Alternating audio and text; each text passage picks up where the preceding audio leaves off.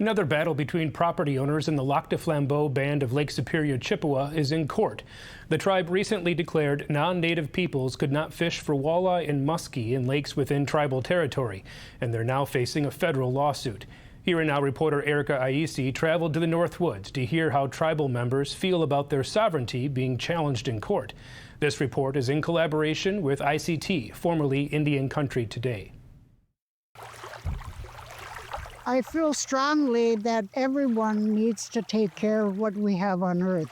That means our water, our land, and everyone's well-being.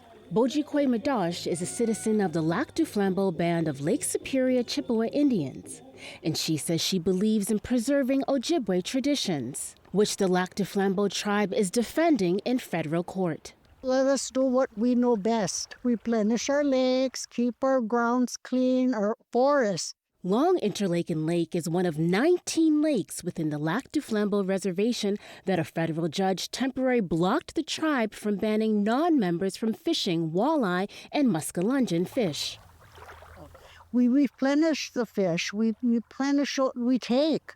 Madosh says their fish hatchery helps to maintain their stock, but says there's concern about the fish population. It's not where you use it and then go on with life without knowing what's going to come next. The state of Wisconsin sued the tribe for blocking non-members from fishing in certain lakes.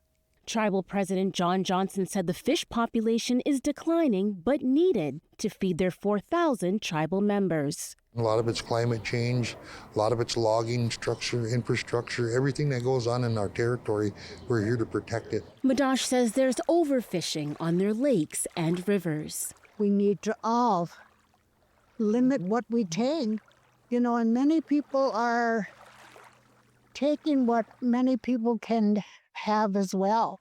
Flambeau Lake is also mentioned in the lawsuit against the tribe. Waswaganim, which is Lake of the Flaming Torches. Adrian King grew up here and has seen new neighbors over the years. A lot of these are non-native houses, as far as I know. He says he supports the tribe in responding to a second federal lawsuit involving the tribe. This one filed by the White Sand Lake Association, a group of non-native homeowners who are suing the tribe for access to use a boat launch on a private property on the shoreline of White Sand Lake that's within the reservation. At least they're experimenting or flexing their sovereignty a little bit more. The tribe says the lake is threatened by documented environmental concerns, including the presence of Eurasian water milfoil oil, an invasive species under Wisconsin law, saying it threatens their cultural resources along the shoreline. Wherever the information and data came from, whether it was our own or the state's, we pay attention to that. According to the lawsuit, the association is asking the federal court to decide whether a tribal government may regulate the activities of non-members on a fee-simple, privately owned land and navigatable waters in the state of Wisconsin. Tori Dolan, assistant professor of law at the University of Wisconsin and citizen of the Choctaw Nation of Oklahoma, says the United States recognizes Indian tribes as sovereign nations who have the right to govern themselves, their members, and their territories. It means that they're exercising their ability to have a say over what happens in their territory and in their community. When we talk about they can govern themselves, what does that mean for the communities that are around them? Generally, just being in tribal territory, you are going to interact with tribal law in some capacity.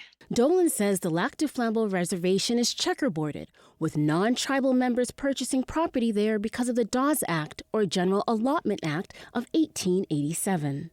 Congress created the Dawes Act, which authorized Indian agents to go into tribal communities, parcel out the communal land, sell the surplus. In a different federal case last year, a judge sided with non-tribal homeowners in a dispute over access to 4 tribal roads that led to private properties on the Lac du Flambeau Reservation.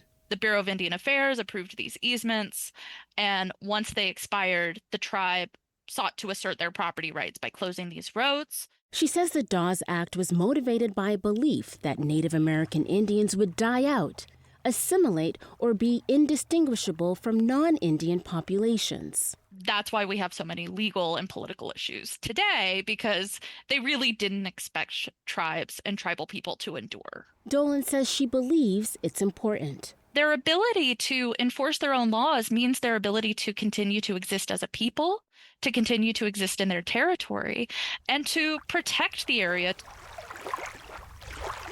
King says in times like these, the different tribes in Wisconsin come together. They feel a part of the tribe or a tribe, and they want to do their part to protect it. We as a people want to keep our earth as clean as possible. Madosh says the pending federal lawsuits involving the Lac du Flambeau are about keeping their tribal sovereignty. That's the main one that we need to keep for ourselves and maintaining their culture. And for our children for times coming. In Lac du Flambeau, I'm Erica Yisi for Here and Now and ICT.